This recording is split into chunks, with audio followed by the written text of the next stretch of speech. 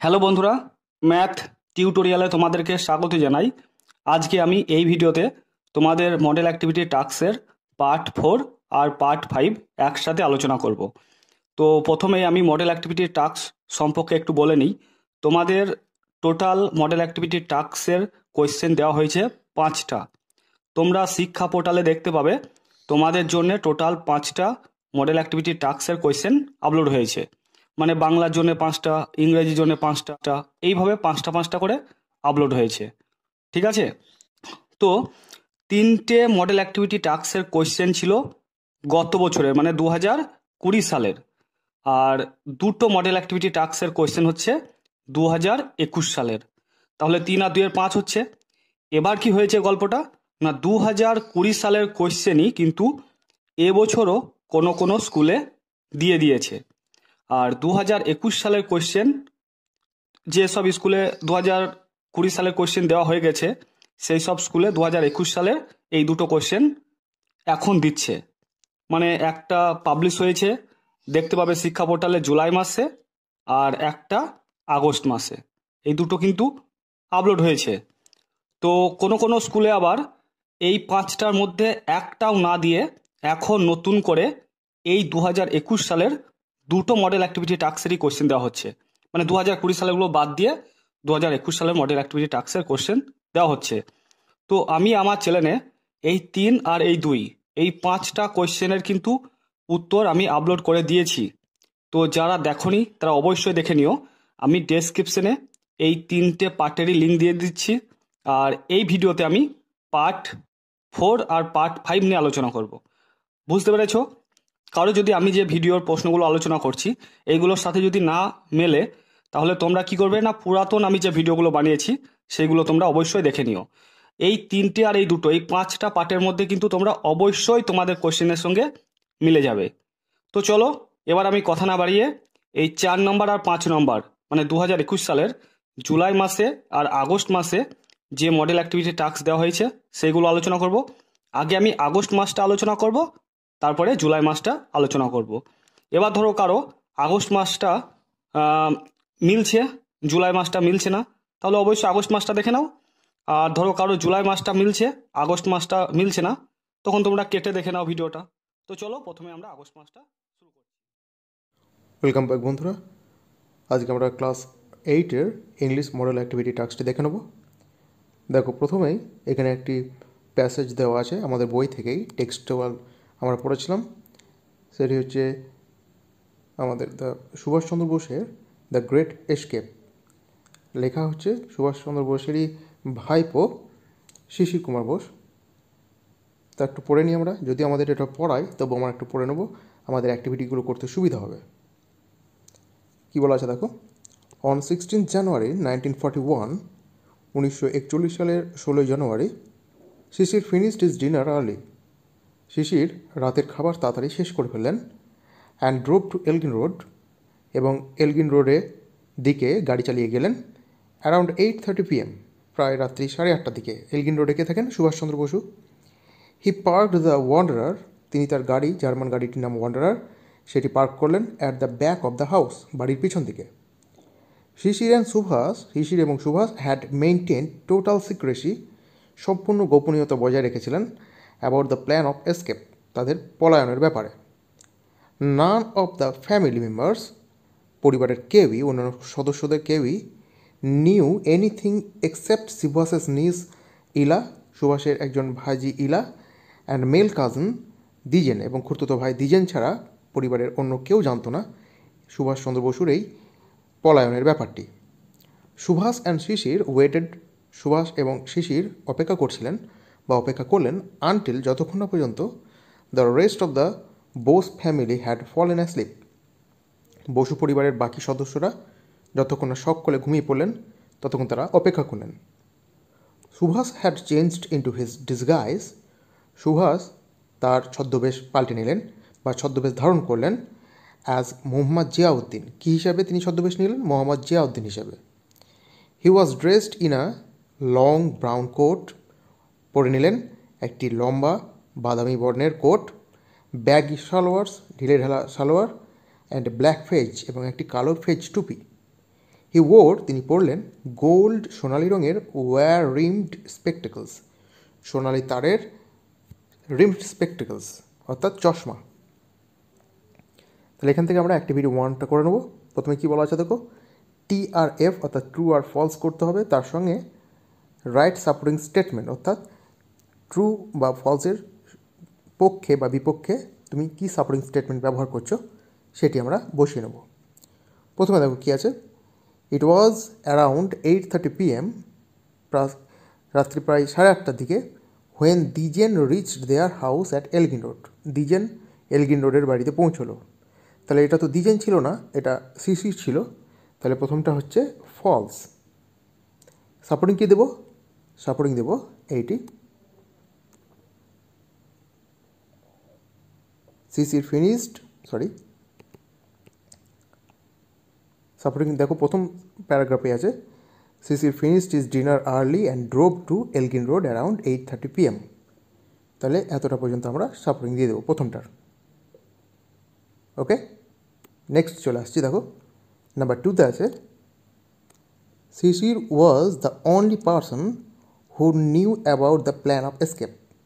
শিশিরই একমাত্র ব্যক্তি ছিলেন যিনি সুভাষচন্দ্র বসুর এই পলায়নের ব্যাপারটি জানতেন। তাহলে শিশির একমাত্র ছিলেন না, সুভাষচন্দ্র বসুর একজন ভাইজি ইলা এবং তার খুড়তুতো ভাই দ্বিজনও জানতেন। তাহলে এটা কী হবে, ফলস। তাহলে প্রথমটা ফলস হলো, দ্বিতীয়টাও ফলস। এটার সাপোর্টিং কী দেবো আমরা, এটা সাপোর্টিং দেখো এখানে আছে, নান of the family members new anything except Subhas's নিজ ইলা অ্যান্ড মেল কাজিন দ্বিজেন। এটি হচ্ছে 2 নম্বরের সাপোর্টিং স্টেটমেন্ট। ঠিক আছে, এবার নাম্বার 3 চলে আসছি আমরা। নাম্বার 3তে আছে, মোহাম্মদ জিয়াউদ্দিন ওয়াজ Subhash Chandra Bose in disguise.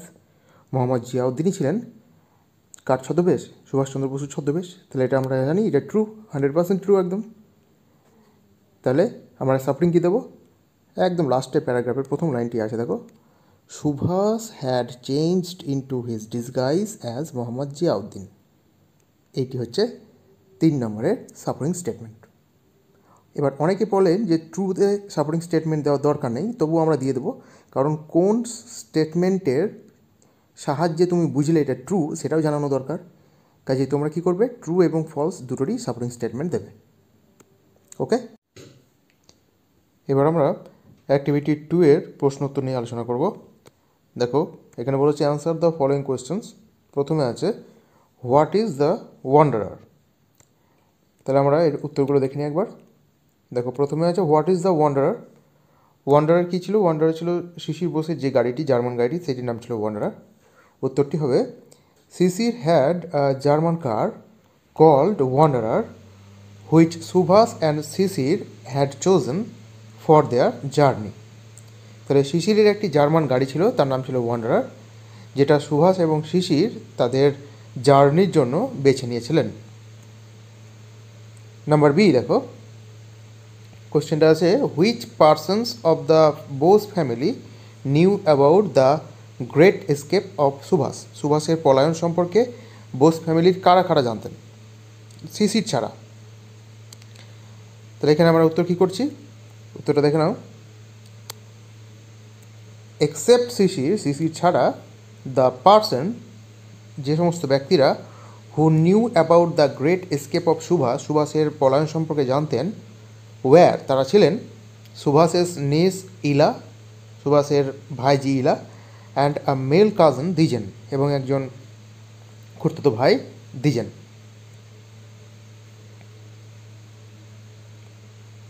Number C এর কোশ্চেনটা আছে দেখো,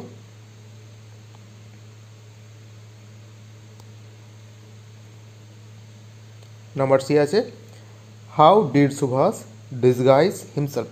কীভাবে সুভাষ ছদ্মবেশ ধারণ করলেন। অ্যান্সারটা দেখে নেব। Subhas was dressed in a long brown coat. Subhas একটি লম্বা ব্রাউন কোট, বাদামি কোট পরলেন, ব্যাগি সালোয়ার্স, ঢিলে ঢালা সালোয়ার্স পরলেন, অ্যান্ড ব্ল্যাক ফেজ, এবং একটি কালো ফেজ টুপি পরলেন। He also wore gold wire rimmed spectacles, সোনালি তারের বাঁধানো চশমা পরলেন। দাস, এইভাবে Subhas changed into his disguise as Mohammad Ziauddin. Subhash Mohammad জিয়াউদ্দিনের ছদ্মবেশ ধারণ করলেন। এবার দেখো অ্যাক্টিভিটি 3-তে একটি গ্রামাটিক্যাল টাস্ক দিয়েছে। সেখানে বলছে classify the noun phrase, adjective phrase and adverb phrase of the following sentence and fill in the table given below. মানে এই টেবিলে অ্যাডজেক্টিভ ফ্রেজ, নাউন ফ্রেজ এবং অ্যাডভার্ব ফ্রেজগুলো এখান থেকে আমাদেরকে বেছে নিয়ে লিখতে হবে। প্রথমে আছে দেখো those houses are very expensive. এখানে দোজ হাউসেস, শুধু দোজ হাউসেসটাই হচ্ছে নাউন ফ্রেজ, তাহলে এটা নাউন ফ্রেজের জায়গায় লিখব দোজ হাউসেস এই অংশটুকু। তারপর আছে I will never do that, never in a million years. তাহলে never in a million years এটা সময় বোঝাচ্ছে, তাহলে এটা করব অ্যাডভার্ব ফ্রেজ। তাহলে প্রথমটা হচ্ছে নাউন ফ্রেজ, তারপরটা অ্যাডভার্ব ফ্রেজ। তারপরে she is rather fond of singing. তাহলে ফন্ড অফ সিঙ্গিং এই অংশটুকুটা হচ্ছে adjective phrase. Fond of singing সেটা অ্যাডজেক্টিভ ফ্রেজে লিখব। তারপরে the spotted puppy is up for adoption. তাহলে দ্য স্পটেড পাপি এইটুকু অংশ হচ্ছে noun phrase. It was cold bleak biting weather. তাহলে কোল্ড ব্লিক বাইটিং ওয়েদার এটা হচ্ছে অ্যাডজেক্টিভ ফ্রেজ। আর নাম্বার এফ দেখো meet me at the mall later in the evening. তাহলে লেটার ইন দ্য ইভিনিং এটা হচ্ছে অ্যাডভার্ব ফ্রেজ, যেহেতু time বোঝাচ্ছে অ্যাডভার্ব ফ্রেজ। তাহলে প্রথমের অংশটা হচ্ছে নাউন ফ্রেজ, তারপর একটা অ্যাডভার্ব ফ্রেজ, সি এরটা অ্যাডজেক্টিভ ফ্রেজ, ডি এরটা নাউন ফ্রেজ, ই এর অ্যাডজেক্টিভ ফ্রেজ, আর এফ অ্যাডভার্ব ফ্রেজ। সেইগুলো এই ছকে তোমরা লিখবে। এবার অ্যাক্টিভিটি 4-এ একটি রাইটিং দিয়েছে। কী বলেছে রাইটিংটায়? Write a letter to your friend in about 80 words who stays far away. একটি বন্ধুকে চিঠি লিখতে বলেছে যে অনেক দূরে থাকে। Describing about a festival of West Bengal. পশ্চিমবঙ্গের একটি উৎসব সম্পর্কে লিখতে বলেছে। তুমি তাকে চিঠি দিয়ে লিখবে you may use the following points. এই পয়েন্টগুলো ব্যবহার করতে পারো। যে time, when the festival took place, কখন হয়, হাউ লং ইট লাস্টেড, কত দিন চলে, নাম্বার অফ পিপল পার্টিসিপেটেড, কতজন লোক এখানে অংশগ্রহণ করে, ডেসক্রিপশন অফ দ্য ফেস্টিভ্যাল, এই অনুষ্ঠানটির বা এই উৎসবের বর্ণনা, ইয়োর এনজয়মেন্ট, তুমি কীভাবে উপভোগ করো ইত্যাদি। তাহলে চলো লেটারটি আমরা দেখে নিই একটু। যেহেতু এটি একটি পার্সোনাল লেটার, প্রথমেই কী হবে, প্রথমে সেন্ডার্স অ্যাড্রেস, অর্থাৎ যে পাঠাচ্ছে, আমরা পাঠাচ্ছি বা আমি পাঠাচ্ছি বা তুমি পাঠাচ্ছ, তাহলে তোমার ঠিকানাটা এখানে হবে। তার নিচে ডেট দিতে হবে এবং প্রথমে স্যালুটেশন বা অ্যাড্রেসিং দিয়ে চিঠি শুরু করতে হয়। যেমন my dear friend, my dear বন্ধু, বন্ধুর নাম দিয়ে দেবো। তারপর শুরু করছি আমরা body of the letter. I hope, আমি আশা করি, this letter finds you in the best of health. তুমি যখন চিঠিটা পাবে তোমার শরীর খুব ভালোই আছে, সুস্থ আছে। It was a treat to go through your last letter. তোমার শেষ চিঠিটা বেশ আমাকে ভালো লেগেছে। Durga Puja is around the corner and seeing your enthusiasm for the festival. Durga Pujo প্রায় চলেই এসেছে এবং এই পুজো সম্পর্কে তোমার যে উৎসাহ আছে সেটা দেখে let me through some light on how we celebrate the occasion. এই পুজো সম্পর্কে বা এই উৎসব সম্পর্কে তোমাকে একটু জানাই যে কীভাবে আমরা এটাকে উপভোগ করি with our friends and family, আমাদের বন্ধু এবং পরিবারকে নিয়ে। প্যারাগ্রাফ চেঞ্জ করব। Durga Puja is a 10-day festival. একটি 10 দিনের উৎসব, কারণ আমাদের বাঙালিরা এখানে 4 দিন বা 5 দিন করলেও শুরু হয় 10 দিন। সেলিব্রেটেড অ্যাক্রস ইন্ডিয়া, যেটা সারা ভারতবর্ষে হয়, with 5 days being the most significant. তার মধ্যে 5 দিন সব থেকে বেশি গুরুত্বপূর্ণ। কী কী? ষষ্ঠী, সপ্তমী, অষ্টমী, নবমী, এখানে স্পেলিংটা ঠিক করে, নবমী, and Dashami. The festival is particularly popular. এই উৎসব বিশেষত খুবই বিখ্যাত বা জনপ্রিয় in the Indian states of West Bengal, বিশেষত পশ্চিমবঙ্গে, আসামে, ত্রিপুরা, ওড়িশা এবং বিহারে। People take days off from work, তারা কাজ থেকে ছুটি নিয়ে নেয়, মানুষজন কাজে ছুটি নেয়। And even school and colleges are close, school কলেজও বন্ধ থাকে ফর পূজা ফেস্টিভিটি, পূজার এই উৎসবের দিনগুলিতে। Youth start to prepare months before the actual festival, যারা ইউথ যুবক যুবতীরা তারা কয়েক মাস আগে থেকেই কিন্তু পুজোর প্রস্তুতি শুরু করে। কী করে? বাই কালেক্টিং ফান্ডস, তারা বিভিন্ন চাঁদা তোলে, ফান্ড জোগাড় করে, তহবিল সংগ্রহ করে, donations for the pandals, pandal তৈরি করার জন্য, অ্যান্ড গডেস স্কাল্পচার্স, এবং প্রতিমা তৈরি করার জন্য। Paragraph change. The festival comes to an end, উৎসবটি শেষ হয় অন দ্য 10th ডে, 10ম দিনে, that is i.e. Dashami, with the immersion of idols and sculptures, মূর্তিগুলি বা প্রতিমাগুলি বিসর্জনের মধ্যে দিয়ে শেষ হয়, অফ গডেস, দেবী দুর্গার মূর্তি বিসর্জন দিয়ে, in river of local water bodies, আশেপাশে যে বিভিন্ন জলের উৎস আছে বা স্রোত আছে, যেমন নদী, পুকুর, এইগুলোতে প্রতিমাগুলি বিসর্জন হয়। This act signifies the return of the Durga to her marital home. এর মধ্যে দিয়ে কি দেখানো হয়? যে মা দুর্গা বা দেবী দুর্গা তিনি আবার তার শ্বশুরবাড়ি ফিরে গেলেন। উইথ শিবা ইন কৈলাস, কোথায় সেটা? শিবের সঙ্গে তিনি কৈলাসে ফিরে গেলেন। One of the main attraction of the festival have to the pandals, এই উৎসবের বা এই পুজোর অন্যতম আকর্ষণীয় জিনিস হলো এর প্যান্ডেলগুলি বা মণ্ডপগুলি। এবার আমরা কনক্লুশনে কি বলবো? I had a wonderful time trying to explain the Durga Puja celebration to you, তোমাকে আমার দুর্গা পুজো সম্পর্কে বলে বেশ ভালো লাগলো। আই হোপ, আমি আশা করি, ইউ মাস্ট বি কিউরিয়াস, তোমার বেশ কৌতূহল হচ্ছে, and would want to spend some time with us during the festivities, তুমি হয়তো আমাদের সঙ্গে কোনো এক সময় এই পুজো আমাদের সঙ্গে কাটাবে। Do pay us a visit, একবার আমাদের সঙ্গে দেখা করো বা একবার আমাদের এখানে এসো। ইয়োর্স লাভিংলি দিয়ে তোমার নিজের নাম হয়ে যাবে এখানটায়, যে চিঠি পাঠাচ্ছে তার নাম, আর নিচের বাঁ দিকে যাকে চিঠি পাঠাবে অর্থাৎ রিসিভার, তার নেম অ্যান্ড অ্যাড্রেসটা এখানটায় লিখে দিতে হবে। ওকে, এই গেল লেটার। তো তোমরা এই প্যাসেজটা পড়বে, এইটা তোমাদের টেক্সট বইয়ের দি উইন্ড ক্যাপ থেকে নেওয়া হয়েছে। তো আমি এটা আর পড়ছি না, তোমরা একবার পড়ে নেবে। আমি একদম অ্যাক্টিভিটি 1-এ আসছি। প্রথমে কি বলা আছে দেখো, তার আগে দেখবো আমরা কি বলেছে। অ্যান্সার দ্য ফলোয়িং কোয়েশ্চেন, মানে নিচের প্রশ্নগুলোর উত্তর দিতে বলছে। 1 নম্বরটা বলেছে হোয়াট হ্যাপেন্ড অ্যাজ জন লে ফাস্ট অ্যাসলিপ, মানে জন যখন গভীরভাবে ঘুমিয়েছিল তখন কি ঘটলো। তোমাদের এইখান থেকে লিখতে হবে he laid fast asleep and fell to dreaming again. এখানে লেড করবে কারণ পাস্ট টেন্সে করবে।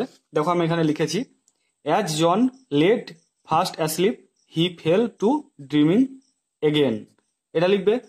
তারপরে 2 নম্বরটা কি বলেছে দেখো, how did the squall arise suddenly, মানে কিভাবে ঝড়টা হঠাৎ করে উঠে এসেছিল। তার জন্য তোমরা এখান থেকে এতটা লিখবে। দেখো in John's dream the season turned rapidly and as each turned so did John in his bed. Consequently, the cap on his head twisted round and about. তো এতটাই তোমাদের লিখতে হবে। দেখো আমি এখানে লিখেছি, বুঝতে পারছো। এরপরে 3 নম্বর কোয়েশ্চেনটা কি বলেছে দেখো, describe the condition of the ship in the স্কোয়াল, এই ঝড়টাই জাহাজটির কি অবস্থা হয়েছিল। তো তার জন্য তোমাদের এইখান থেকে এতটা লিখতে হবে। কি লিখবে দেখো, the wind had been whirling about the boat, steering the sails and snapping the spars, এতটাই তোমাদের লিখতে হবে। তারপরে 4 নম্বরটা কি বলেছে দেখো, what did the sailors do to stop the squall, মানে এই সামুদ্রিক ঝড়টাকে থামানোর জন্য নাবিকেরা কি করেছিল। তো তোমাদের এইখান থেকে এতটা লিখতে হবে। লিখবে দে shouted in anger and fear and tried to rid the cap of his head, তো তোমাদের এতটাই লিখতে হবে। আমি এখানে দেখো উত্তর লিখে দিয়েছি, যেটা যেটা তোমাদের আমি বললাম। তো তোমরা একবার ভিডিওটা থামিয়ে দেখে নাও। এবার আমরা অ্যাক্টিভিটি 2-তে আসবো। অ্যাক্টিভিটি 2-তে কি বলেছে দেখো, rewrite the following sentences using future perfect tense, one is done for you. মানে নিচে যে বাক্যগুলো দেওয়া আছে সেই বাক্যগুলোকে ফিউচার পারফেক্ট টেন্সে পরিবর্তন করে লিখতে হবে। মানে যে টেন্সে দেওয়া আছে সেই টেন্সটাকে পরিবর্তন করে ফিউচার পারফেক্ট টেন্সে পরিবর্তন করতে হবে, এই সেন্টেন্সগুলোকে আবার লিখতে হবে। One is done for you মানে একটা করে দেওয়া আছে। দেখো, you will be enjoying the tour, এটা আছে ফিউচার কন্টিনিউয়াস টেন্সে, আমাদের ফিউচার পারফেক্ট টেন্সে নিয়ে যেতে হবে। ফিউচার পারফেক্ট টেন্সের নিয়ম কি, প্রথমে সাবজেক্ট, তারপরে উইল হ্যাভ বা শ্যাল হ্যাভ, তারপর ভার্বের থার্ড ফর্ম প্লাস অবজেক্ট। তো আমরা ইউ যেমন আছে লিখলাম, উইল বি এনজয়িং এটাকে আমরা করব উইল হ্যাভ এনজয়েড, ইডি যোগ করব, দি ট্যুর। এবার 1 নম্বরটা দেখো কি বলেছে, by this time next year Diya will be attending her university. তো এইখানে উইল বি অ্যাটেন্ডিং এর জায়গায় আমরা লিখব উইল হ্যাভ অ্যাটেন্ডেড, ইডি যোগ করব, বাকি যা আছে তাই লিখব। দেখো এখানে আমি লিখে দিয়েছি, by this time next year Diya will have attended her university classes. তারপরে দেখো 2 নম্বরটা কি বলেছে, I shall be finishing my lesson by then. তো শ্যাল বি ফিনিশিং এর জায়গায় আমরা লিখব শ্যাল হ্যাভ ফিনিশড। ঠিক আছে, দেখো এখানে লিখেছি I shall have finished my lesson by then. তারপরে দেখো 3 নম্বরটা কি বলেছে, he will be leaving for work before the family wakes up, will have left for work before the family wakes up. দেখো আমি এখানে লিখেছি he will have left for work before the family wakes up. ঠিক আছে, তারপরে দেখো 4 নম্বরটা কি বলেছে, my friends will be coming to our house next month. তো উইল বি কামিংটাকে আমরা চেঞ্জ করব, কি লিখবো, উইল হ্যাভ কাম। দেখো এখানে লিখেছি my friends will have come to our house next month. Okay, তো আশা করছি তোমরা বুঝতে পেরেছো। এরপরে অ্যাক্টিভিটি 3-তে কি বলেছে দেখো, অ্যাক্টিভিটি 3-তে বলেছে যে সাপোজ মানে ধরো on a hot summer afternoon, মানে এক তপ্ত গরমের মানে গ্রীষ্মের বিকালবেলায়, while you are playing with your friends, মানে তুমি তোমার বন্ধুদের সাথে খেলা করছো। দি ওয়েদার চেঞ্জ সাডেনলি, মানে আবহাওয়া হঠাৎ পরিবর্তন হলো, and the rains came down and so you were completely drench, এবং বৃষ্টি এলো এবং তুমি পুরোপুরিভাবে ভিজে গেলে। রাইট এ লেটার, মানে একটা চিঠি লেখো, টু ইউর ফ্রেন্ডস, মানে তোমার বন্ধুকে, ইন অ্যাবাউট 80 ওয়ার্ডস, মানে 80টা শব্দে। কি সম্পর্কে দেখো, describing your feeling of being drench, মানে তুমি যে বৃষ্টিতে ভিজে গেছো সেটার কিরকম অনুভব হয়েছিল সেটা সম্পর্কে তোমার বন্ধুকে একটা চিঠি লিখতে হবে। তো আমি এখানে দেখো লিখে দিয়েছি, তোমরা চাইলে এটা লিখতে পারো বা অন্য কিছু লিখতে পারো। দেখো মাই ডিয়ার রাহুল, তো মাই ডিয়ার তোমাদের বন্ধুর নাম এখানে তুমি দেবে, আর এইখানে তোমার ঠিকানা দেবে, আর একদম শেষে বাম দিকে যাকে তুমি পাঠাবে তার ঠিকানাটা দেবে। এবার প্রথমে একটু ইন্ট্রোডাকশন দিচ্ছি। দেখো, I have not got any letter from you for a long time. ঠিক আছে, I hope you are all hale and hearty. I am now writing this letter to share my experience that I have experience few days ago. লিখলে এইটুকু। এবার আমরা মূল স্ট্রাকচারটা দেখব। দেখো, last Friday I came across one of the unforgettable moments of my life. It was a hot summer afternoon. I was playing football with my friends. The playground is a little away from my house. Soon it started raining heavily. We were completely drenched. Still, we carried on our play. I cannot explain you in words the pleasure of playing football in a waterlogged ground. Soon our dresses were full of mud as we slipped many times on the wet ground. After the play ended, we went to a nearby pond, took bath and went back to my house. লিখলে, no more today, hope to meet you soon with love. দিয়ে এখানে দেবে your loving friend, তোমার নামটা দিয়ে দেবে, আর যাকে পাঠাবে তার ঠিকানাটা এখানে দিয়ে দেবে। ঠিক আছে, তো বন্ধুরা আশা করছি তোমরা ভালোভাবে বুঝতে পারলে তোমাদের প্রশ্নের উত্তরগুলো। তো ভিডিওটা যদি ভালো লাগে তো অবশ্যই ভিডিওটাকে লাইক করো, আর চ্যানেলটা সাবস্ক্রাইব করা না থাকলে অবশ্যই সাবস্ক্রাইব করে দিয়ে পাশে থাকা বেল আইকনটিকে ক্লিক করে রেখো, কারণ আমি যখন কোনো ভিডিও আপলোড করব তোমরা সঙ্গে সঙ্গে নোটিফিকেশন পেয়ে যাবে। তো তোমরা সবাই ভালো থেকো, সুস্থ থেকো, থ্যাংক ইউ।